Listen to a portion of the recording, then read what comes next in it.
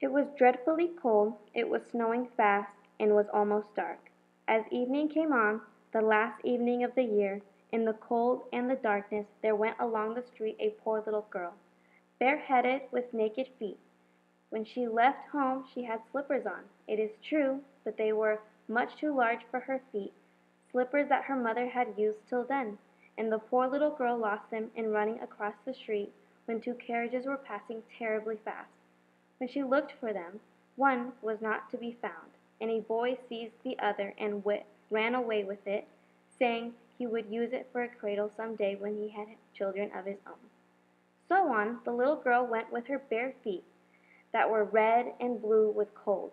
In an old apron that she wore were bundles of matches, and she carried a bundle also in her hand.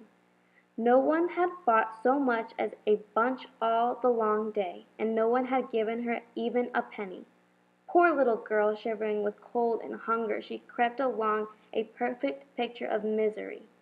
The snowflakes fell on her long flaxen hair, which hung in pretty curls about her throat, but she thought not of her beauty nor of the cold.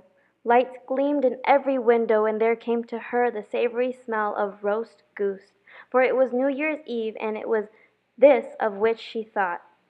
In a corner formed by two houses, one of which projected beyond the other, she sat cowering down. She had drawn under her little feet, but still she grew colder and colder. Yet she dared not to go home, for she had sold no matches and could not bring a penny of money.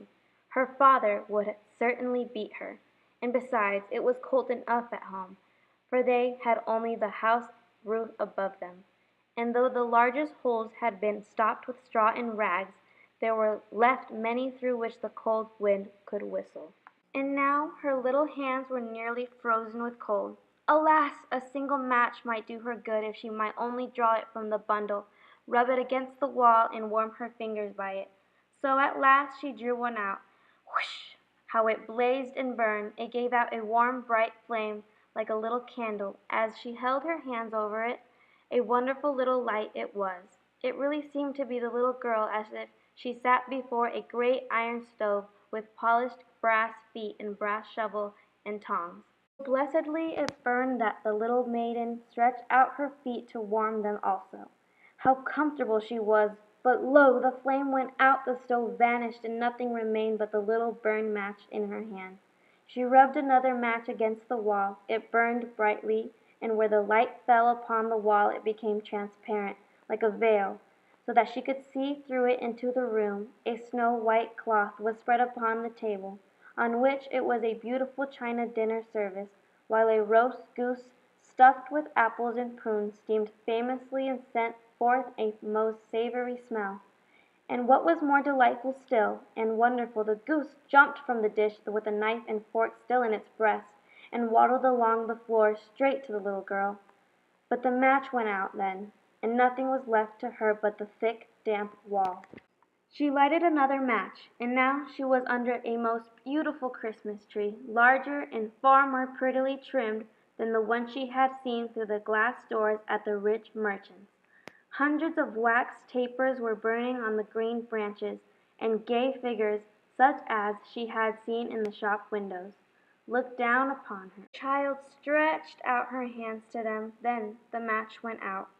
Still the lights of the tree rose higher and higher. She saw them now as stars in heaven, and one of them fell, forming a long trail of fire. "Now someone is dying," murmured the child softly, for her grandmother, the only person who had loved her, and who was now dead, had told her that whenever a star falls, a soul mounts up to God. She struck yet another match against the wall, and again it was light, and in the brightness there appeared before her the dear old grandmother, bright and radiant, yet sweet and mild, and as happy as she had never looked on earth. "Oh, grandmother," cried the child, "take me with you. I know you will go away when the match burns out. You too will vanish, like the warm stove, the splendid New Year's feast, and the beautiful Christmas tree." And lest her grandmother should disappear, she rubbed the whole bundle of matches against the wall, and the matches burned with such a brilliant light that it became brighter than noonday. Her grandmother had never looked so grand and beautiful. She took the little girl in her arms, and both flew together, joyously and gloriously, mounting higher and higher, far above the earth. And for them there was neither hunger, nor cold, nor care. They were with God. But in the corner, at the dawn of day, sat the poor girl, leaning against the wall, with red cheeks and smiling mouth, frozen to death on the last evening of the old year. Stiff and cold she sat, with matches, one bundle of which was burned. She wanted to warm herself, poor little thing, people said. No one imagined what sweet visions she had had, or how gloriously she had gone with her grandmother to enter upon the joys of a new year.